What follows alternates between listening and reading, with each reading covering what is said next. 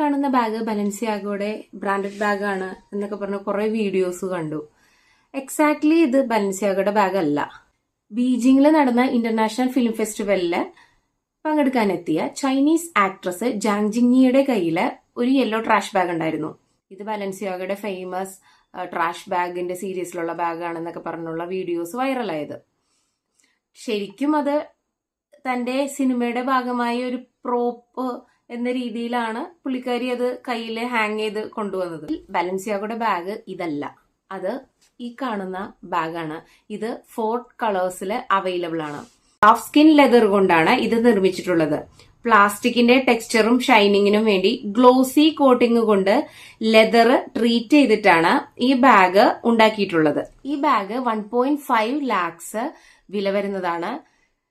Trash bag large pouch എന്ന് search ചെയ്ത് കഴിഞ്ഞാൽ നിങ്ങൾക്ക് വെബ്സൈറ്റിൽ ഇതിന്റെ ഡീറ്റെയിൽസ് അവൈലബിൾ ആണ്.